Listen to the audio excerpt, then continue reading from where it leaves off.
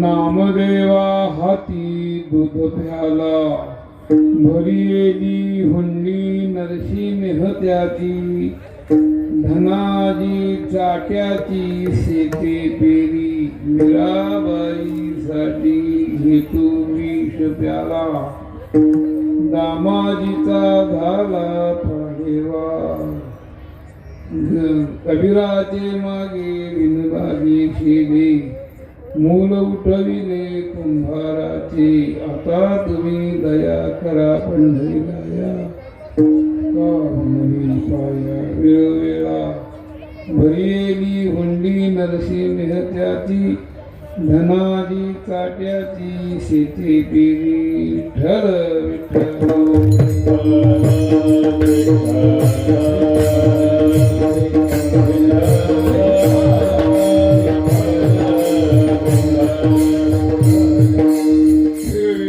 देऊळ जगा माझी ख्याती नामदेवा हाती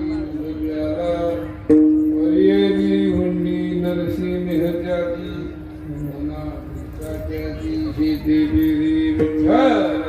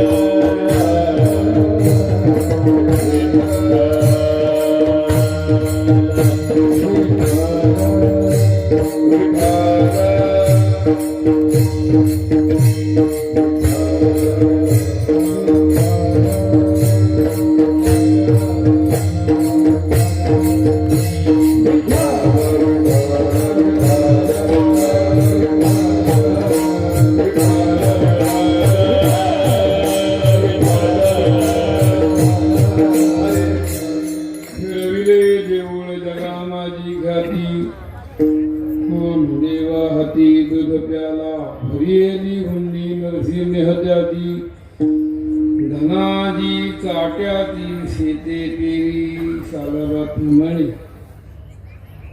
मचिंदरगड संस्थान हे यांच्या इथे जी होऊन गेली श्री भीमराव महाराज तसंच निगमानंद महाराज यांनी सुरू केलेला नारळी सप्ताह वर्षातून एका गावामध्ये केला जातो. या परिसरामध्ये महान महान भगवत भक्त होऊन गेले की संस्थानिकच आहेत. आज गहिनीनाथगड असेल, भगवानगड असेल, नारायणगड असेल, मचिंदरगड असेल, हे जे असणारे संस्थानिक आणि कोणी असतील यांनी या ठिकाणी या भागामध्ये काय केलं असेल तर ढवळले जगदा का सगळं जे ते हरिभक्तीने जे ते हे सगळं जगत ढवळून काढले. त्यांनी या भागातील वारकरी समाजावरती संस्कार होण्याकरता सगळं शरीर संपूर्ण जीवन संपूर्ण जे ते जीवनात येणारे प्रसंग सहन करून त्यांनी या ठिकाणी प्रचार केला. त्याचंही आज फळ आहे. मोठे मोठे सत्य होणे आवश्यक आहे. संस्कार झाले पाहिजे म्हणून त्यांच्या आपल्या इच्छा या नियमाप्रमाणे या वर्षी या गावात वेळसांगीला 48वा अखंड हरिनाम सप्ताह साजरा होत आहे. त्याच्यामध्ये माझ्याकडे आलेली सेवा आणि सेवेला घेतलेला आनंद संत श्रेष्ठ जगद्गुरु तुकाराम महाराजांचा मागणीपर असा देवाला प्रार्थना करणारा असा जगद्गुरु तुकोबाराय देवाच्या समोर उभे राहिले. भगवंताला विनंती करू लागले की आमचा जो आहे तो एक मागण्याचा हेतू आता तुम्ही दया करा पंढरी राया का विनवी पाया आमच्यावरती दया करा. कारण तुमचं पुराणांतरी असं वर्णन आहे धन्य तुझं कृपा सिंधुमती आपुला तू बोल साच तरी. तुम्ही कृपा सिंधू आहात. तुमच्या ठिकाणी किती दया आहे त्याला पारावर नाही अंत नाही. तुका म्हणे सीमा नाही तुझे दये. तुका म्हणे सीमा नाही तुझे दये. तुका म्हणे सीमा नाही तुझे दये.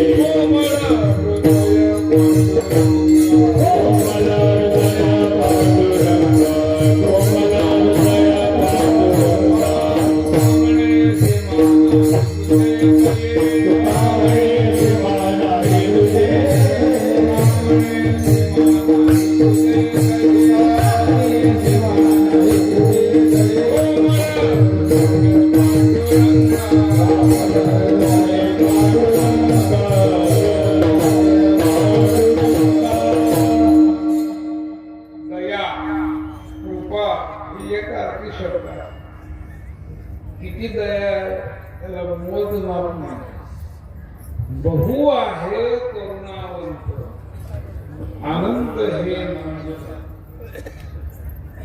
भक्त करुणा बहुत तुझी अंतरा मद विश्वंभरा कळवा. भगवंत कसा आहे भक्ताविषयी करुणावंत आहे, दयाळू आहे, कृपाळू आहे.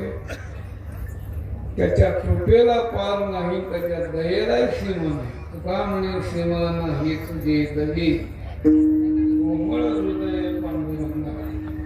किंवा तुका म्हणे तुझे कृपे पार नाही, कृपे पार नाही. मागे विठाबाई जननी मागे विठाबाई जननी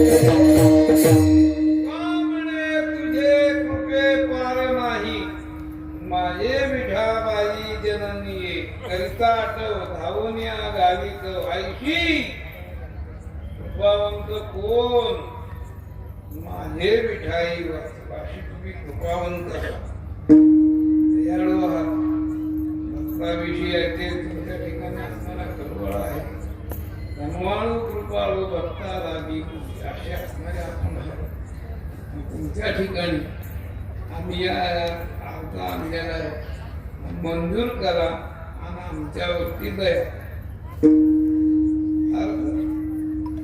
कुणाच्या वतीने तुकाराम महाराज काय देवाची दया नव्हती का दया होती तुकोबारा म्हणतात भक्ता नारायण मुखेक्षी सर्वतान कृपावंत ऐसा कळो आले दया होती त्यांच्या या अभंग अध्यायाची मागणी मनुष्य जीव आहेत त्यात 3 प्रकार आहेत काही सात्विक वृत्तीचे माणसं आहेत काही राजसी वृत्तीचे माणसं आहेत काही तामसी वृत्तीचे माणसं आहेत तामसी वृत्तीच्या माणसाचा इथे विचार केला नाही तामस वृत्तीचे लोकांची इच्छा काय असते अरे हे शरीर आहे खाणं पिणं मजा करणं कोण बघितलेलं आहे पाप कशाचं पाप आणि कशाचं पुण्य असं म्हणून करण्याची नावे भरतीची खाऊन येते खातो पाहून येते पाहतो करून येते करतो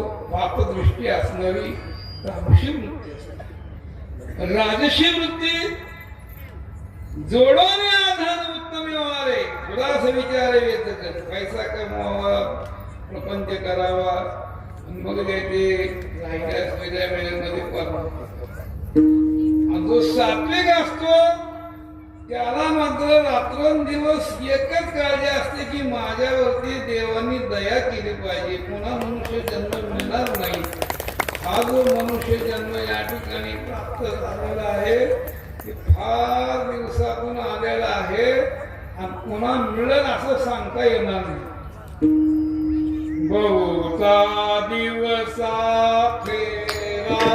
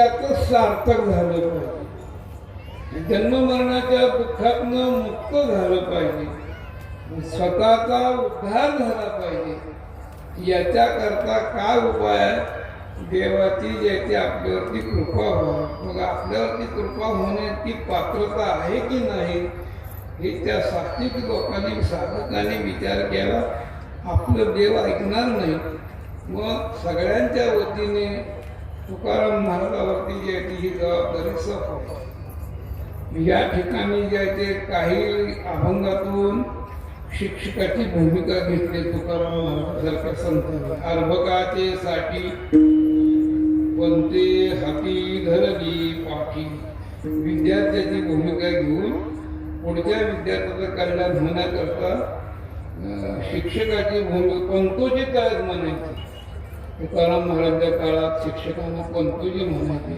तो शब्द गेला पुढे गुरुजी शब्द गुरुजी गेला आता सर शब्द ऐकून मागं सर पुढं सर इकडं सर असं निघण्याची शक्यता आहे तेव्हा तुकाराम महाराजांच्या काळात हा शब्द पंतोजी आणि पंतोजी शब्दामध्ये संतांची भूमिका पुढच्या लोकांचा ज्याची त्यांना धडा केला करायला पाहिजे, त्याचं ज्ञान प्राप्त झालं पाहिजे. याला गरज नसताना शिक्षक लोक हातात पाठी घेऊन रे गवताचं म्हणतात, तसं संतांना गरज नाही. ज्ञानी या पुरका कृत्य करू सरले लेखा ऐसा ना जाता सगळा बोली जातो, ते स्वतः इथं येतात. या अभंगातून शिक्षकाची भूमिका नाही, इथं वकिलाची भूमिका. या अभंगातून वकील पॉइंट आहे. कोण वकील आहे? तुकाराम महाराज. कुणाचं वकील पत्र आहे? 7वी 12वी लोकांचं आहे. त्यात कोर्ट कोण आहे? अनंत कोट ब्रह्मांड नायक परमात्मा, हेच कोर्ट आहे. वादी प्रतिवादी, वादी सगळ्यांच्या वतीने तुकाराम महाराज आणि प्रतिवादी कोर्टाला करून टाकतात. कोर्टापुढं तुकाराम महाराजांनी ज्याचे अर्ज ज्याचे सादर केला, काय अर्जात गेले की तुम्ही दयाळू आहात, कृपाळू आहात, आमच्यावरती दया करा. कोर्ट म्हणू लागलं, महाराज तुम्ही कोर्टात आलाय, वकील होऊन आलेला आहे, तुम्हाला नियम माहिती आहेत का नाही? कोर्टात आल्यानंतर तोंडी याला काही किंमत नसते. तोंडी मागणं, तोंडी आपली कल्पना मांडणं, तोंडी पुरावे देणं, याला काही कल्पना नाही. तुमच्या अर्थात आहे की आमच्यावरती दया करा, हे तुम्ही जे दिलेलं याला पुरावा. आतापर्यंत मी कुणावरती दया केली का, कुणावरती कृपा केली का, काही झालं का, याला काही पुरावा आहे का? कोर्टामध्ये पुराव्याशिवाय काही किंमत नाही. आधारा वाचुनी तू काय सांगशील कहाणी. कोर्टात जायचं म्हणजे की आधार पाहिजे. मामिता हे कोण तुझे कोण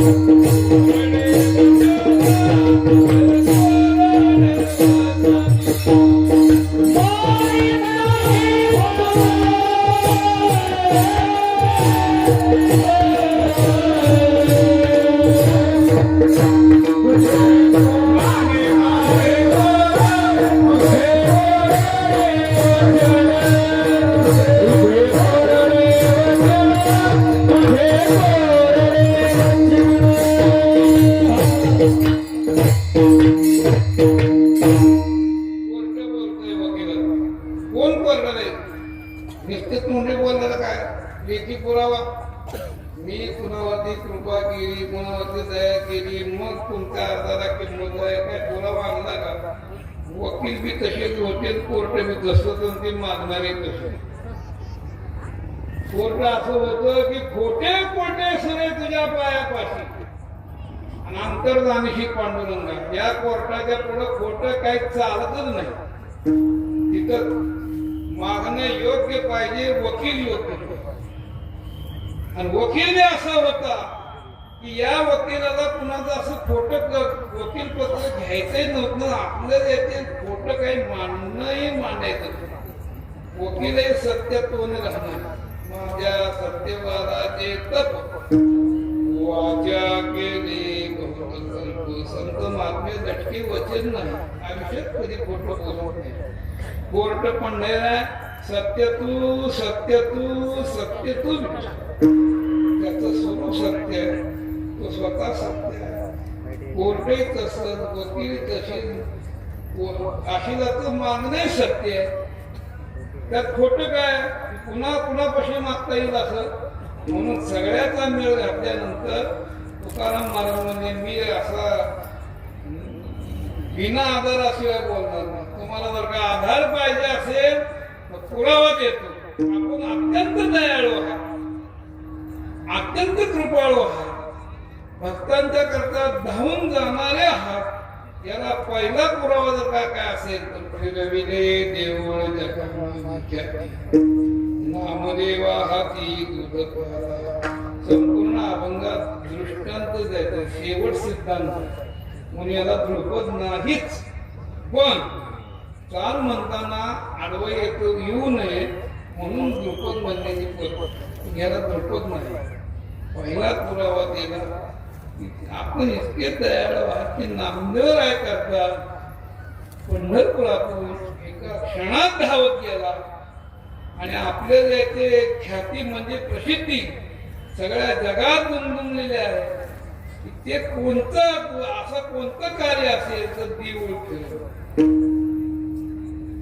केव्हा फिरवलं, काय फिरवलं, हा जो तो प्रकार पाहत असताना ज्ञानियांचे राजे असणार, ज्ञानांचे शिरोमणी असणार, ज्ञानोबराय ज्ञानमूर्ती, नामदेवराय प्रेममूर्ती, जगद्गुरु तुकोबाराय वैराग्य मूर्ती आणि एकनाथ महाराज शांती मूर्ती अशी आपली एक केंद्र ठरली.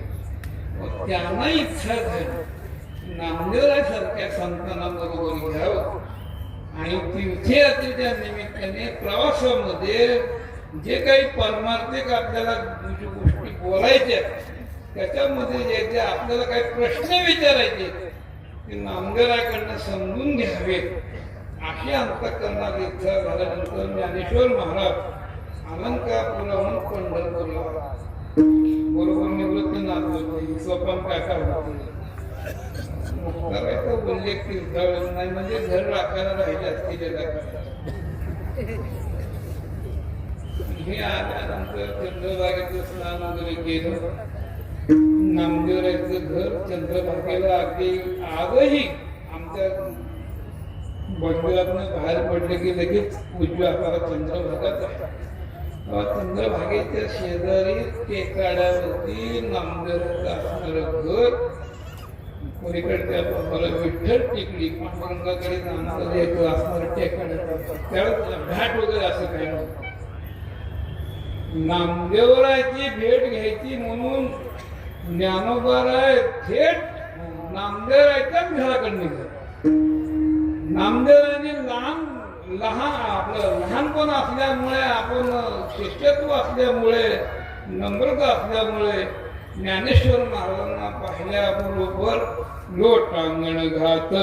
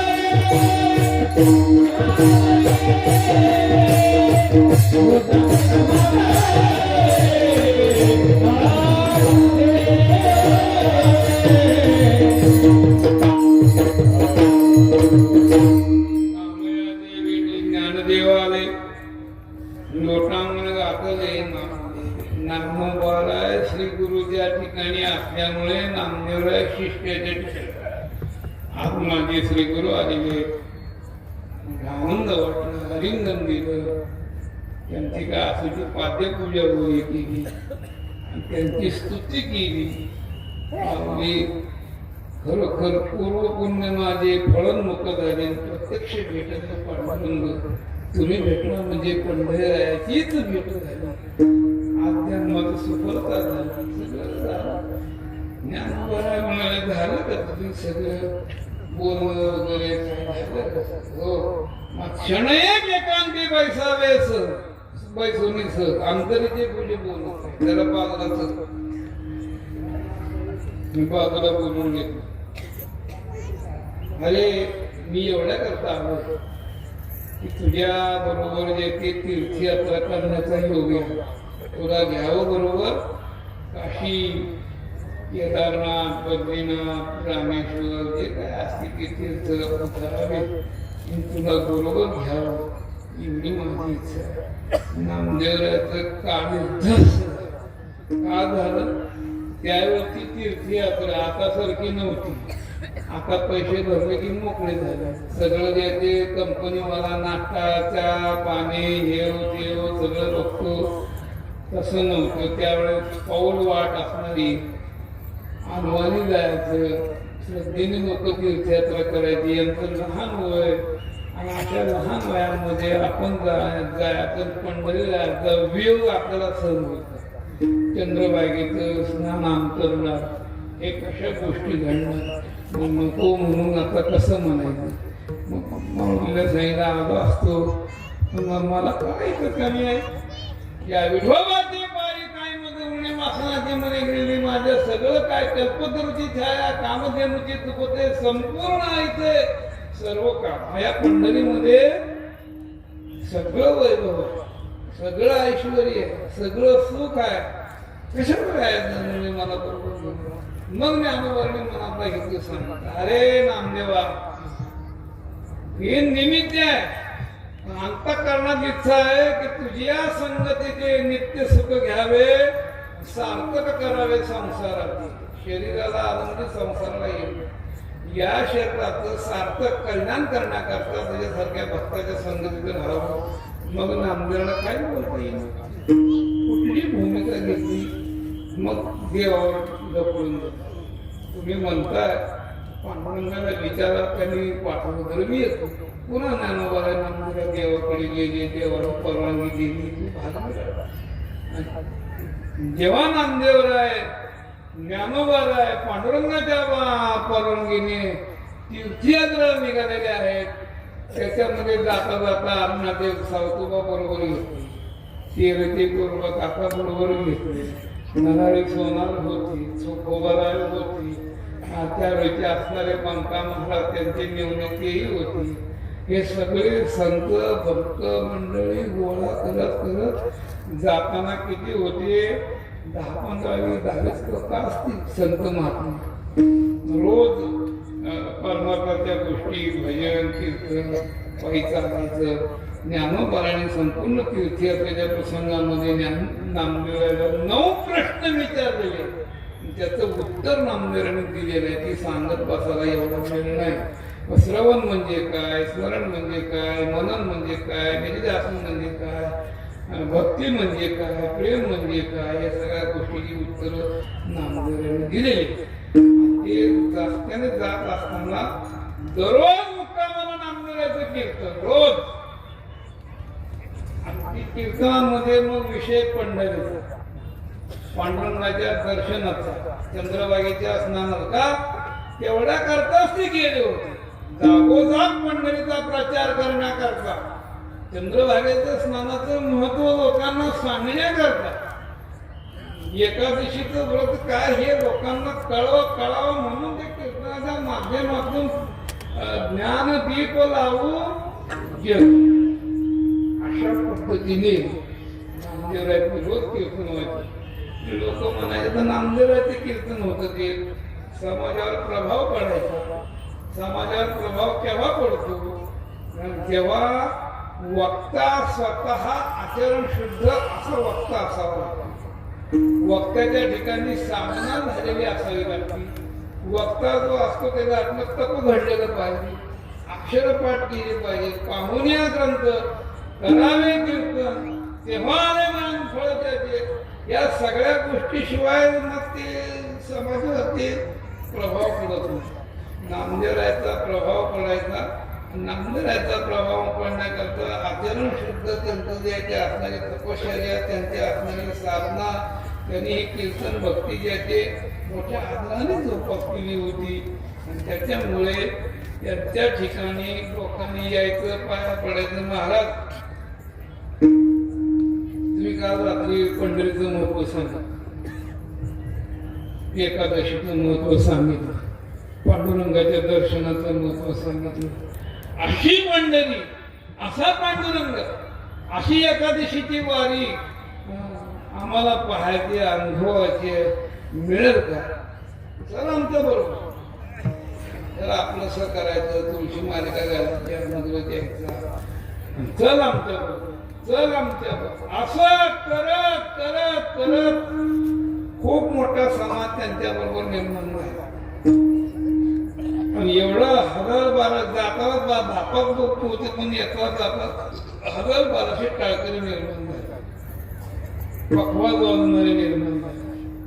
काही तुळशी वृंदावन घेणारे महिला मंडळ, काही हंडीवरी म्हणून, काही पाठीमागं विनेकराच्या पाठीमागं चालणारे मंडळ, हे सगळे एकत्र पुरुष मंडळी, महिला मंडळ, येण्याचा समारंभ आणि मोठ्या थाटात निघालेला गावोगाव जे ते समारंभ चालू आहे. आणि असा समारंभ करत करत करत करत औंढा नागनाथले 12 ज्योतिर्लिंगापैकी एक ज्योतिर्लिंग आहे. आणि महादेवाचं स्थान असल्यामुळे मुक्काम असा पर्वकाळ गाठला की शिवरात्रीचा दिवस, महाशिवरात्र. आणि त्या दिवशी महाराजांच्या बरोबर, ज्ञानोबाराच्या बरोबर, सगळ्या संतांच्या बरोबर एवढी मांदी आली वैष्णवांची. आणि शिवरात्रीचा दिवस. आता नामदेवराय वैष्णव होते, वीर वैष्णव निराळे, वैष्णव निराळे, शिवभक्त निराळे, वीर शैव निराळे. वीर वैष्णव कुणाला म्हणायचं? शिवरात्र आली की त्या दिवशी पूर्णाच्या पोळ्यात भांडणार,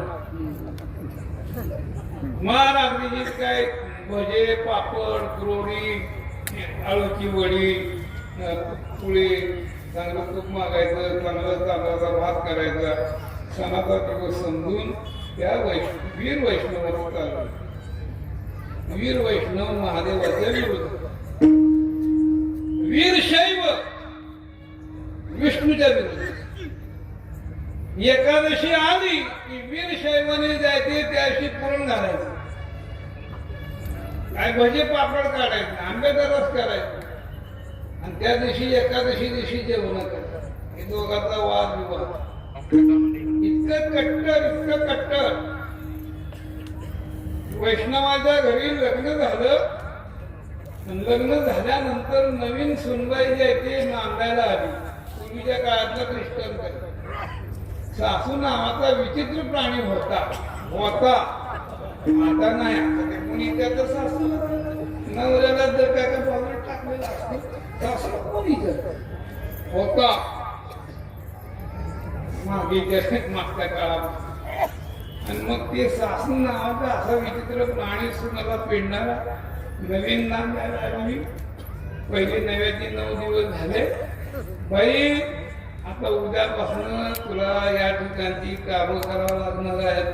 पहिलं काम काय असेल तर पहाटे लवकर उठायचं, झाडून काढायचं, सडा समाधान करायचा, रांगोळी काढायची. ही पूर्वी कामं बायाची होती, आता सगळी पुरुषाकडे आली. हे पुरुष आता आमच्यासारख्याला चांगला अनुभव येतो. नागपूर भागामध्ये, मुंबई भागामध्ये, पुणे भागात आम्ही गेलो कीर्तनाला. म्हणजे मग आमची सोय जी आहे ती एखाद्या घरी केलेली असती. महाराज बाबा यांच्या बरोबर तुमची सोय केली. मग ते गाडीत बसल्यापुढे तुम्हाला उद्या किती वाजता उठायचं? अरे बाबा 7ला तर निघालं पाहिजे, 5ला बरोबर निघत 4ला उठत असतो. हा कशा करतात? आणि 4ला येतं महाराजांची. मग पाईप लावण्याकरता मला लावा लागतं, मोटर सुरू करावं लागतं. ते सगळं काम आमच्याकडे. ती 4ला उठलेला असतो. मग आम्हाला काय असतं, आपल्याला रागालेली असती. आणि आम्ही ते पाहत असतो. उठतो, मोटारा लावतो, पाणी भरतो, सडा टाकतो, रांगोळी काढतो, स्वतः आंघोळ करतो, देवपूजा करतो, चहा करून पितो, मग बायकोला म्हणतो राही रखमाबाई तुम्हाला येऊ द्या. असा तो काळ होता. अशाच्या काळामध्ये सासूबाई विचित्र असणारी आता निघाले पुरुषाकडे सगळं काळात बायांकडे असायचं हे सगळं. ती बाई काय करू मग आता एवढी बसली आता चांगली सांगून घे. तिथं काय तिथं गाईचं शेण पडले, म्हशीचं शेण पडले, मग तिला घ्यायचं, तिने काढायचं, ती सारवाला सुरुवात केली. म्हाताऱ्या माणसाला झोप कमी असते. मामांनी उठलेले आहेत, खाटवरती बसलेले आहेत आणि ते बघत आहेत. ते शेणकाला केला लागली सारवाला शेण. मामाजी म्हणजे अहो हे वैष्णवाचं घर आहे, शिवाचा गंध आडवा असतो. आपण वारकरी वैष्णव आहे, आपल्याला आडवं सारवायचं नाही, मग उभं सारवायचं. नाही पहिलं प्रथम तिने कस तरी केलं. ते दुसऱ्या दिवशी पुन्हा जायचे, तिला धाक पडला तर कसं करावं, काय करावं.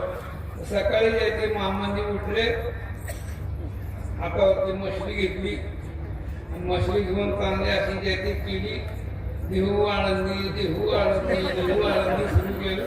सुनबाई म्हणजे आगो मामाजी आपलं वैष्णवांचं घर आहे, शिवाचा गंध आडवा असतो, आडवे दात घासू नका, उभे घासा. कुणाचं लक्षण आहे वीरशैव वीर वैष्णव. जे मुख्य वैष्णव आहे ते नामदेवराय आहे ते वीरशैवापैकी नव्हते आणि वीर वैष्णवापैकी नव्हते. जातिवंत वैष्णव होते. नामामुळे नाम नामामुळे नाम केशवाती गेशी तरीच वैष्णव वस्ती आले जन्म. या तत्वावरती वैष्णव. त्याने विचार केला एकादशी जशी आपल्याला मान्य, शिवरात्री मान्य आपल्याला. आज जसं आपल्याला सगळे उपवास करायचा आहे, संध्याकाळी कीर्तन करायचं, मग जागर करायचं, महाशिवरात्रीचा वारकऱ्याला 5 पर्व काळ पर्व विशेष भागवत धर्मी, नरसी जयंती, रामनवमी, वामन जयंती, जन्माष्टमी, उत्तम उत्तम शिवरात्र. सगळ्याला आज्ञा केली. आज संध्याकाळी जागराला सगळ्यांनी यायचं. प्रत्येकाने संध्याकाळच्या जायचे. कीर्तन झाल्यानंतर टाळ खांद्यावर टाकला. पक्वाजांनी घेतली, पक्वाने घेतली, नामकऱ्यांनी विना घेतला. त्या महादेवाच्या देवालयामध्ये टाळकरी अशा उभा म्हणजे काय ऐकायला. आणि ज्यावेळेस जागर सुरू झाला, काय दामोनी मृदंग श्रुती टाळ घोष म्हणजे एका टाळाचं अनेक टाळ अनेक मृदंग. अशा याच्यामध्ये जेव्हा सुरू झालेलं सावध झालो सावध झालो घरीच्या आलो जेथे वैष्णवांचे जय जयकार गर्जे मोठी गर्जन असो. नेमकं संध्याकाळची वेळ 12च्या पुढे जागर सुरू झालेला आणि गावचे स्थानिक ब्रह्मवृंद ब्राह्मण मंडळी शंकराची आराधना करण्याकरता ते काय दही दूध बेलपत्र काय असेल ते घेऊन महादेवाच्या देवाला शंकराच्या पुढे बसून त्यांची स्तोत्र सुरू झाले. आता एवढ्या मोठ्या या वारकऱ्यांच्या गजरामध्ये, टाळांच्या गजरात, पखवाजाच्या आवाजात ते काय म्हणतात त्यांना ते कळलं. कुणी महिम्न म्हणतोय, कुणी शिवनाम स्तोत्र म्हणतोय, पण ती काही लक्षात येणार. ते सगळी त्यांची जाती एकमेक ओ शांभट ओ रामभट हे वारकरी मंडळीमुळे आपल्याला काय जमाना ह्यांना बाहेर हाकून द्या. आपली कसं गावात दोघं चौघं त्या मुख्य विनेकराच्या हाताला धरायचं, त्याला बाहेर काढून देवालयाच्या मागं मोठं पटांगण आहे. 2-5 ब्रह्मवृंद बाहेर आले, मधीच गेले, नामदेवाचा हात धरला.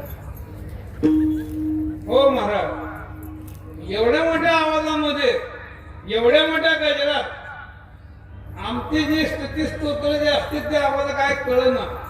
आमचे मंत्र आम्हाला म्हणता येईल. मग चला तुम्हाला जागा देतो, तिकडे चला भजन करा. निघलं त्यानं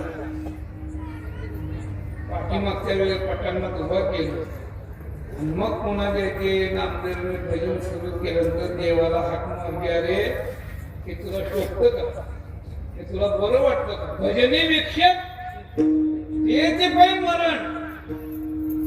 आमच्या भजनामध्ये विक्षेप आणणं तुला आम्ही सगळ्या जगाला सांगतो. काय तुम्ही येथे नसाल अशी झाले, तुम्ही तर हजर नाहीत. सगळ्या सांगतो की येते असे देव उभा आणि इथे कसा हजर नाही, कसे आमच्यावरती पाळ्या आली. आम्हाला जर का बाहेर काढापर्यंत मग अशा हलक्या जातीत कशावर जन्माला घाल. ही नदी न जात मेरी पंढरी के राया, पंढरी के राया. ही नदी न जात मेरी पंढरी के राया, पंढरी के राया. ही नदी न जात मेरी पंढरी के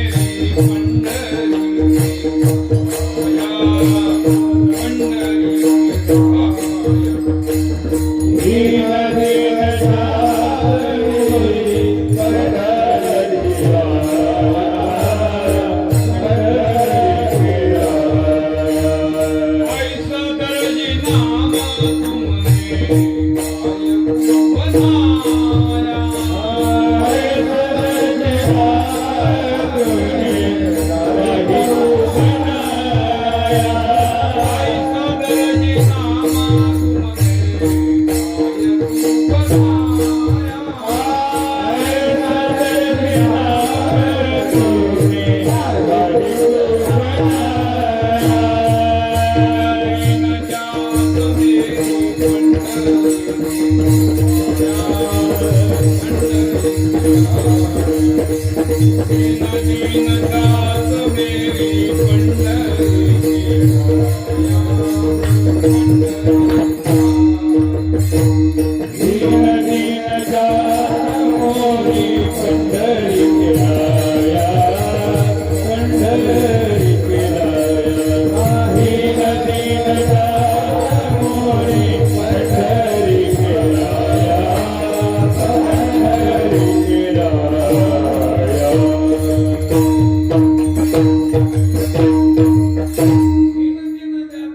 पंढरी के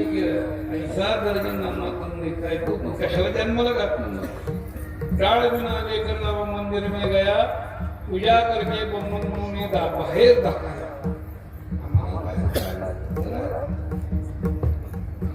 असं म्हणण्याबरोबर पेटेवरती उभा असणारा पंढरीराय पांडुरंग परमात्मा नामदेवाची ही बोल ऐकल्याबरोबर तुका म्हणे करुणा बोली, धीर विठ्ठले निघे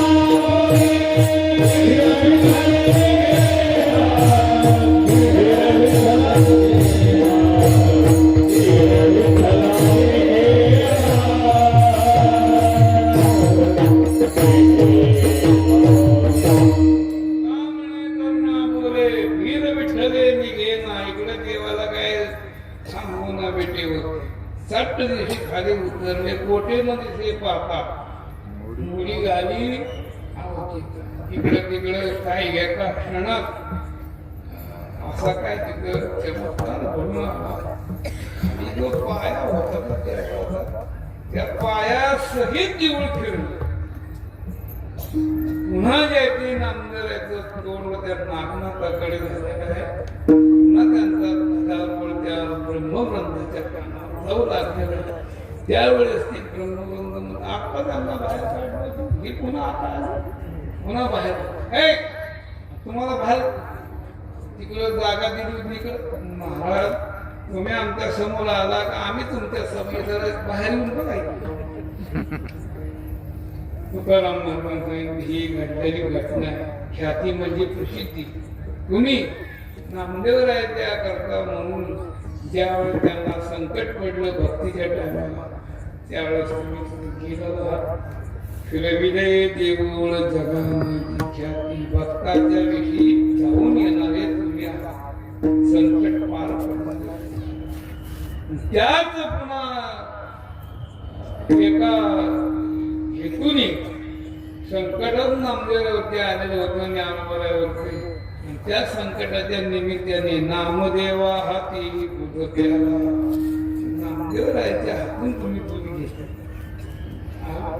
एक चरित्र असं आहे की नामदेवाच्या घरी काय होती काला कचरा बचडा नामदेवाच्या घरात काय होती ती व्याधी 12 दिवस झालं देवाला नैवेद्य दाखवलं नामदेवाला पाठवून नामदेवाने देवाला दूध पाठवलं तो अर्थ इथून नाही लागला हा प्रसंग आहे तीर्थयात्रेतला संकटाचा प्रसंग असं कोणतं संकट जसं औंढ्याला भगवान धावून गेले नामदेवरायचं द्यायचं असणारं महत्व वाढवलं तसं इथं काशीला ज्ञानेश्वर महाराज नामदेवराय सगळे संत महात्मे तीर्थयात्रा करत करत करत काशीला विश्वनाथाच्या मंदिरामध्ये नामदेवरायचं कीर्तन जे कीर्तनाला बंद भरला खूप खूप खूप लोकांनी नामदेवरायचं कौतुक केलं कीर्तन झाल्यानंतर अशीच गर्दी बाहेर पडताना प्रत्येकाच्या मुखात वाह काय आपण घेतलं विषय मांडला किती सुंदर सांगितलं असं तसं बोलून पुन्हा या महाराजांना उद्या ज्याला आपण कीर्तन करायला लावायचं अशी लोकात चर्चा सुरू झाली ज्ञानेश्वर महाराजांकडे महाराज तुम्ही सगळेजण मिळून आलात हे कीर्तनकार महाराजांना उद्या तुमच्या वतीने सांगा गावातल्या लोकांना अतिशय सुंदर असे कीर्तन आवडलेलं आहे पुन्हा एकदा कीर्तन करावं काही लोक आले नाही काही लोक यायचे ज्ञानोबामध्ये सगळे लोक काल आलते का कीर्तन सगळे आले जे काढा हा तो निर्गुण उपासक आहे आणि तुम्ही सगुण उपासक तुमच्या ठिकाणी विटेवरच जे आवडे रूप गुजिरे सगुण असे म्हणणारे तुम्ही आमच्या गावातला जो भक्त आहे निर्गुण उपासक मूर्तीला मानायला तयार नाही मूर्तीची पूजा मानायला तयार मग हरी हा व्यापक सर्व अभेद तत्व जाणणार पक्का वेदांती त्याच्या ठिकाणी जायचे सगळं व्यापकतेचं काय ते सांगा निर्गुण उपासना सांगा म्हणून तुकाराम महाराजांनी त्याचं नाव घेताना एक शब्द घातलेला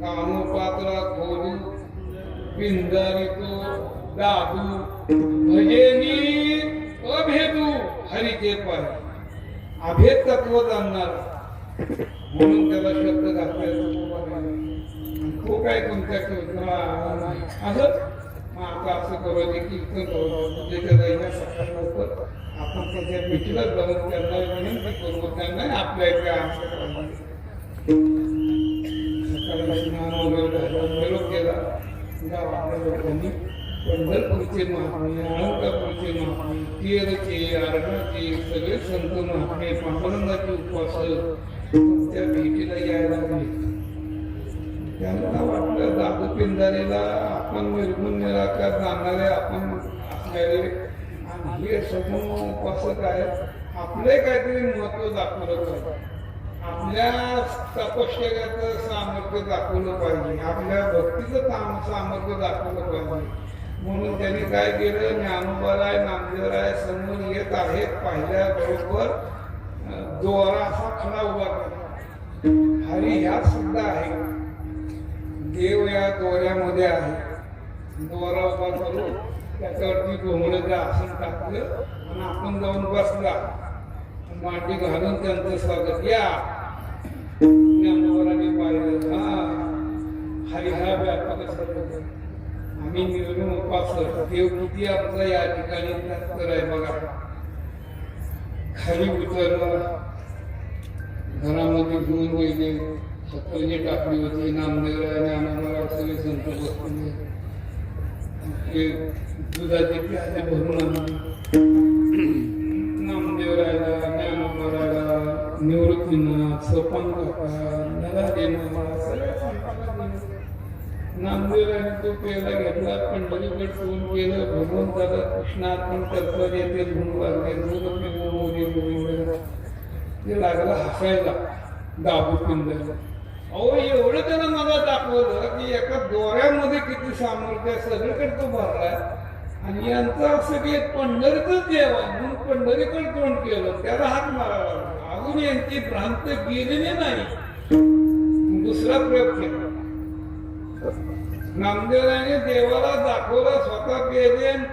जेव्हा दादू पिंजारीच्या हातांमध्ये घरच्या लोकांनी पेरा आणून दिला, मग त्याने तो पेरा घेतला.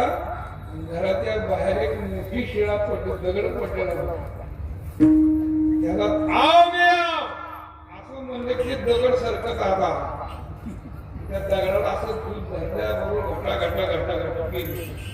मग मात्र मी अनुभवायला का हो मग असं मग बघतो मंदिर आहे की आता तुमचं ऐकून मी निर्गुण उपासक आहे, मी सगुण उपासक आहे. तुमच्या निर्गुण उपासनेने दोऱ्यावरती तुम्ही असं दगडाला उपासले. त्या दगडाला काही तोंड आहे का, डोळे आहे का, नाक आहे का, हात आहे का, पाय आहे का, काय कोबड कोबड बसल्याला दूध. आमच्या पंढरीला पांडुरंग परमात्मा विटेवरती उभा राहिला आहे. विटेवरती उभा राहिला तर त्याला सगळे अवयव आहे, त्याला मुख सुद्धा आहे. त्याच्या मुखाला तुम्ही केला धरून दूध पाजाल का, यात काय आवड आहे. चला म्हणा दारू पिंजाला सुद्धा तर काम करत करत करत चंद्रभागेचं स्नान झालेलं. सगळे संत मंडळी, ज्ञानोबा, नामदेवराय, दादू पिंजारी, इतर मंडळी पांडुरंगाच्या समोर उभी राहिली. दादू पिंजाऱ्याला देवाच्या समोर उभे. दादू पिंजाऱ्याच्या डाव्या हाताला ज्ञानोबा, उजव्या हाताला नामदेव, पाठीमागे सगळे संत. त्याच्या हातामध्ये मोठा मोठा पेला दिला. दाखव हातामध्ये निर्गुण उपासक आहे ना, आणि या व्यापक सर्व इथं दूध पाजून दाखव. एका शब्दात सांगायचं म्हणजे त्याने आटोनात प्रयत्न केला. त्या पेल्यातलं दूध देवाला पाजण्याकरता एक केस मात्र हल्ला नाही. माझे मागं तुम्ही सगळं उपासक आहात, तुमचा जरी देव ऐकतो का हे आम्हाला कळू द्या, तुम्ही तरी पाजून दाखवा. दाखवू का ज्ञानोबा? हा नामदेवाला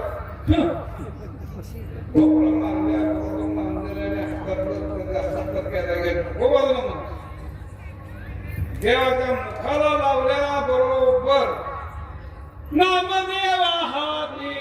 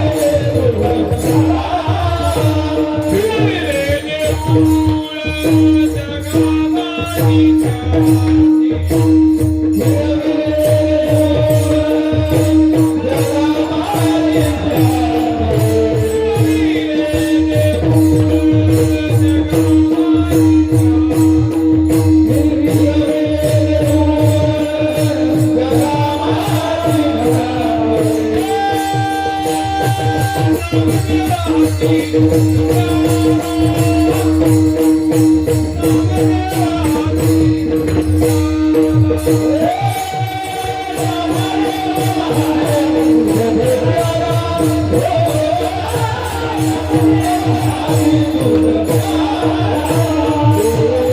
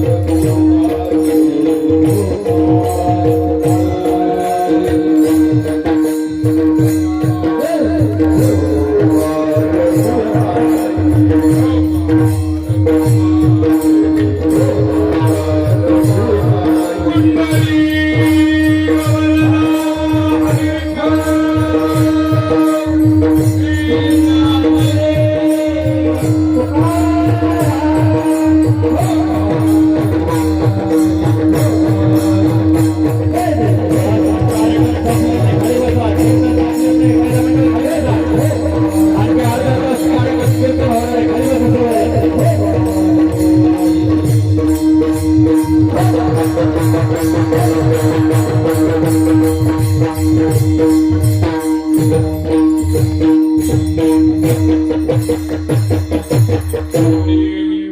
नरसी मिळजाची धनाची ताट्याची शेती पेरी जगद्गुरु तुकोबाराय सर्वांच्या उठू नका कोणीच. अजून अर्धा तास कीर्तन आहे, उठू नका. सात्विक वृत्तीचे जे साधक भक्त वाचून त्यांच्या वतीने देवापुढं कपडे ठेवलं देव म्हणजे एका पुरावर काय होत नसतं, एकच पुरावा दुसरं पुरावा देतो.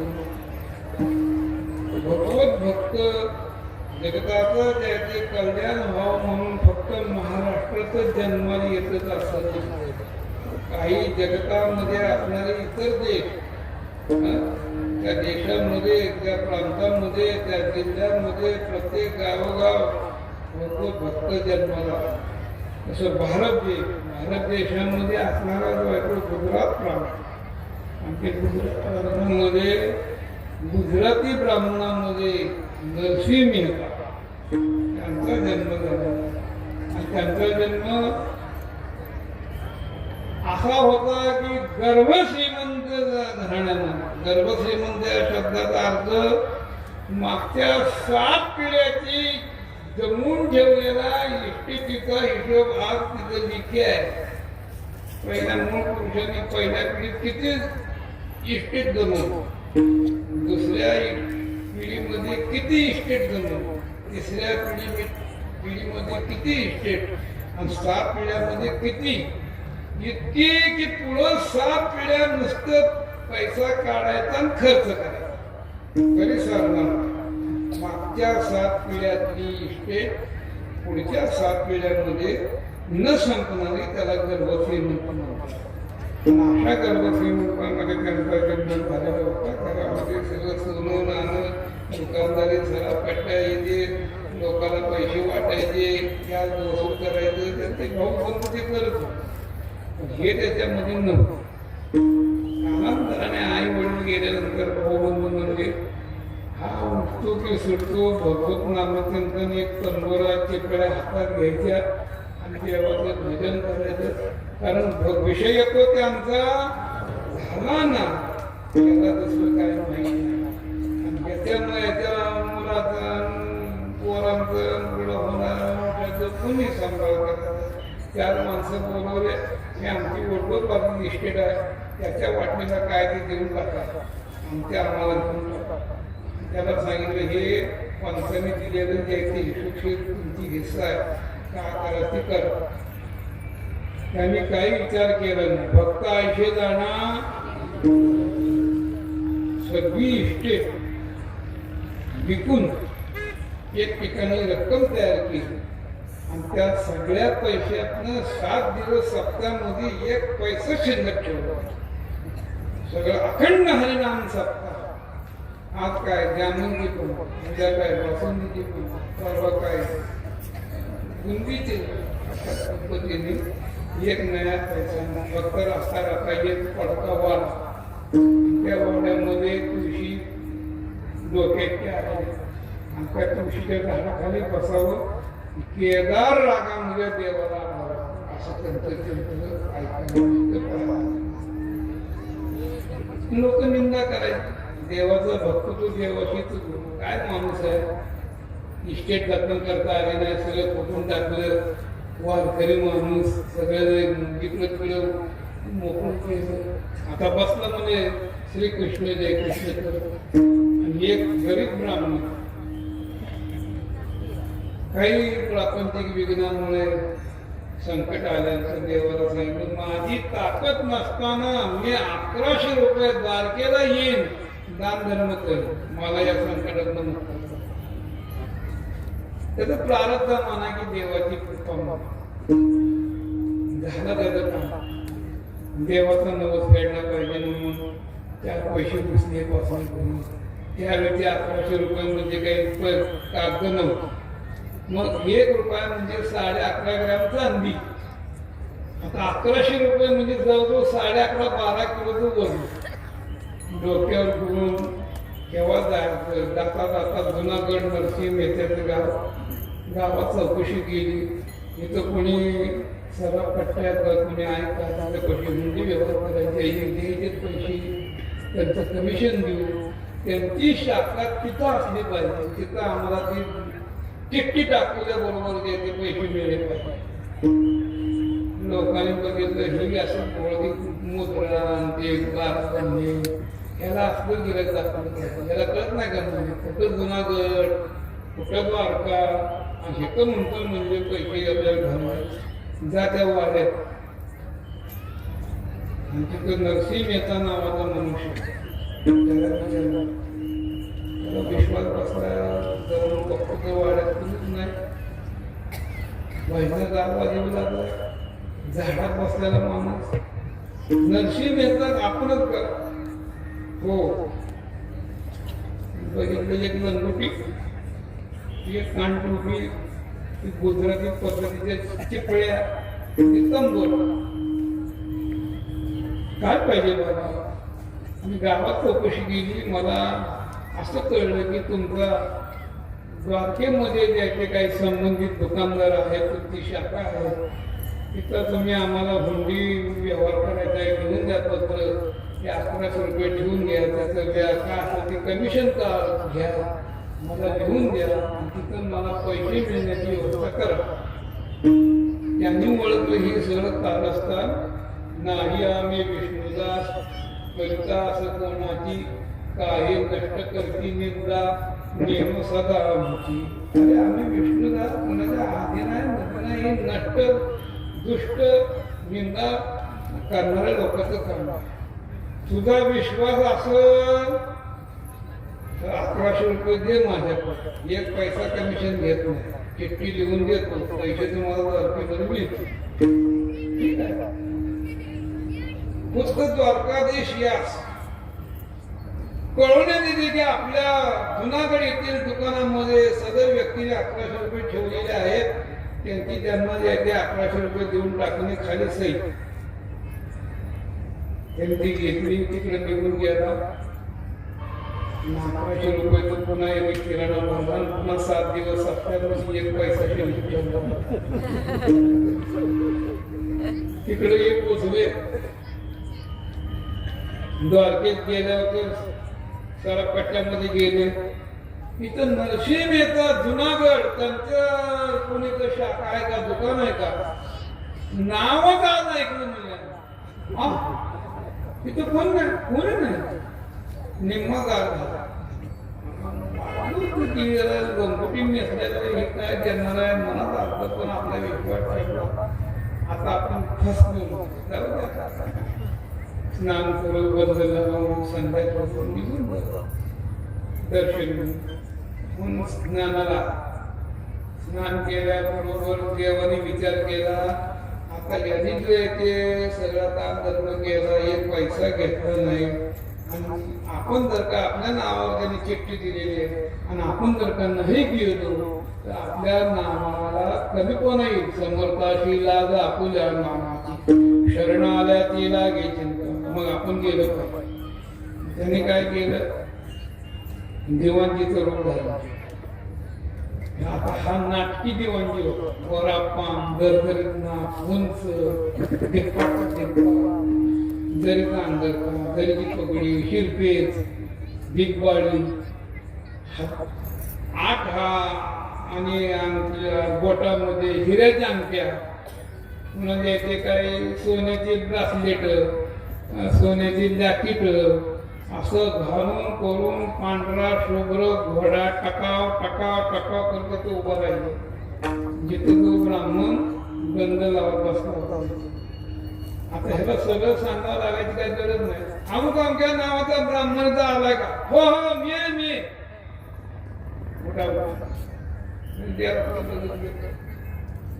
माझ्याकडे काय बघतो आमच्या माणसाकडनं आला बघतो कारण पायरिया वेद लावी पैसे जीवित घडून देवाचं स्वरूप पाहिलं की एकदम त्याला एकदम एक सारखं बघत उभा मग काय म्हणणं काय तुमचे मालक कोण आहे आमच्या मालकाकडनं तुम्ही आलात अहो कोण मालक नरसिंह मेहता जुनागड हा म्हणजे तुमचे मालक आहेत हो तुमचे मालक मालकाला तरी एक लंगुटी आणि कान टोपी आणि एक विनन चिपड्या आणि तुमचे आटी बोटामध्ये हिऱ्याच्या अंगठ्या बिग बळी राकेट अहो म्हणजे आमचा महालाचा असा डोळ्या म्हणतो गड्याची म्हणतो असं असतं व्यवहार म्हणजे इथं कुणी असतील त्याचा सोडून लोक एखादा मालक डोळा असलं की त्याच्यावर इष्टिटीवर करू इथं नाही गोष्टीमध्ये जे मालक आहे असं करणार चिठ्ठी दिली 1100 रुपये मोज भगवंतांनी काही विलंब 1100 मोजून दिले.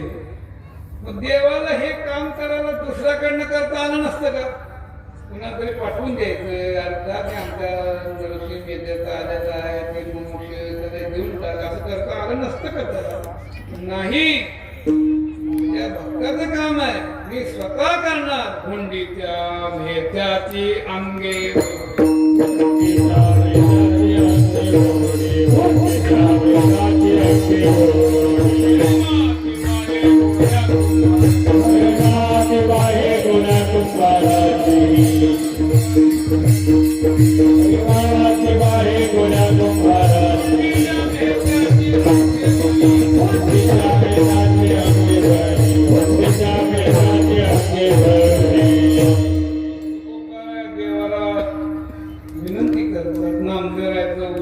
नरसिंह मेहत्याचं धनाजी काट्याची शेती आता वेळ नाही सांगत पण धनाजी शेतकरी होते महान लोक होते त्यांचं शेत पेरून गेले. मीराबाई राजकन्या असणारी राजकन्या असल्यानंतर त्याचे कृष्ण भक्ती लहानपणी त्यांना जे ते संस्कार झालेले दरवाज्यातून नवरी वाचत चाललेली बरोबर मीराबाईंनी आई वडिलांना विचारले काय वाचत हे नवरा नवरी पण मग वरात आहे यांचं लग्न झाले. ही नवरी आतापर्यंत आई वडिलांची होती आता त्यांनी याला देऊन टाकलेलं याचं दोघांचं लग्न करण्यामुळे आता हे सगळं काय सर्वस्व इथे मालकाला सर्व अर्पण केल्यामुळे त्याची ही असणारी पत्नी आहे. माझं लग्न कधी लहान पोरला काय सांगायचं तुझं लग्न झालंय की तुला सांगा हे कृष्ण परमात्मा त्याच्यावर झालं तेवढ्या शब्दावरती माझं लग्न झालं म्हणजे अंतःकरणामध्ये टाकावा कृष्ण भक्तीला आनंद झाला. आता पूर्व संस्कार जबरदस्त होते पुण्याई होते त्यामुळे जे ते कृष्ण भक्तीमध्ये तल्लीन झाल्या वयात आल्या. मग जेव्हा खरं लग्न करायला टायमाला आई वडिलांनी सांगितलं अगं ते लहानपणी बोललो होतो आता ते सगळं सोड तुला स्वरूप पाहून चांगले राजपुत्र मागणी करत नाही तूच म्हणली होती की तुझं लग्न झालं डबल लग्न कुठं होत असतं का? मी नाही करणार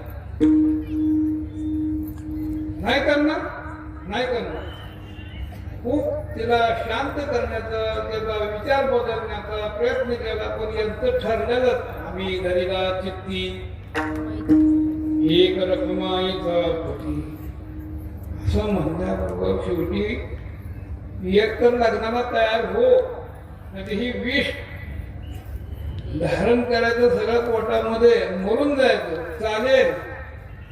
विष हे प्यार तयार झालं विष घेतलं पण परमात्मा मध्ये होता सतत कृष्ण मूर्ती सावळी खेळे हृदय भगवान तिथं असल्यामुळे संपूर्ण विष भगवंताने आपल्याकडे घेतलं. मीराबाईचं संकट टाळलं.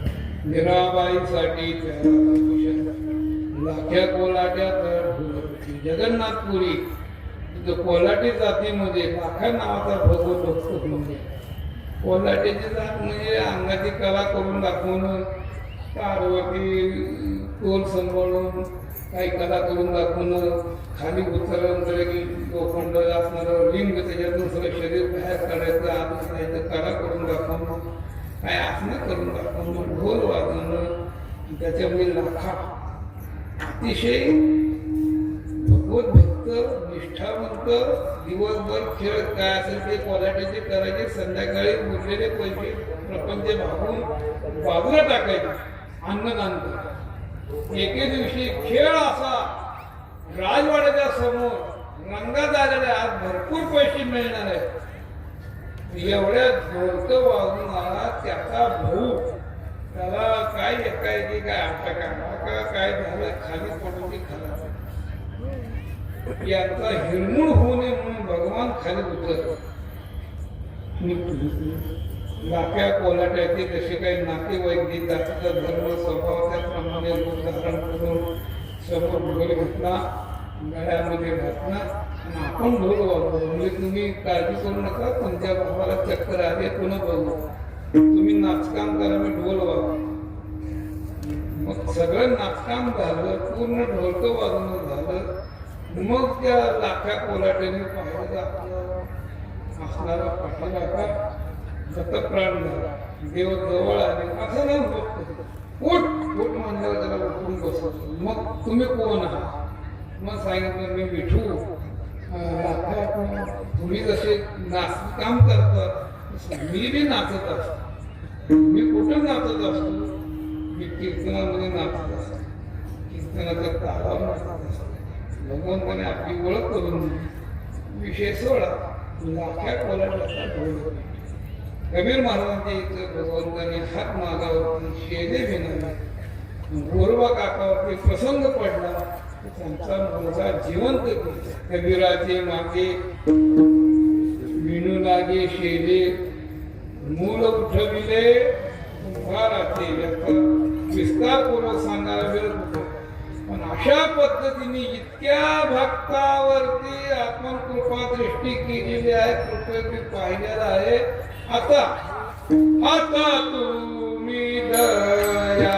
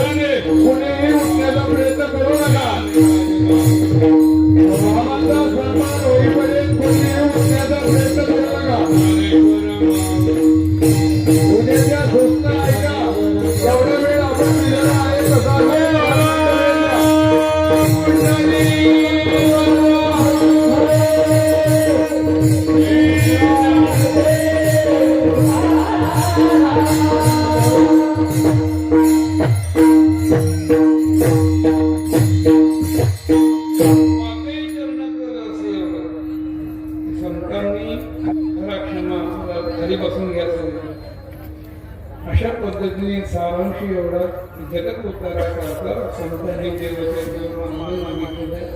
त्यांची सगळी भक्ती झालेलीच आहे. त्यांचं कर्तृत्वाचा त्यांचा काही संबंध नाही, पण आपल्या करता येथे उपकारासाठी आले घर द्यावे नामदेव जना वाई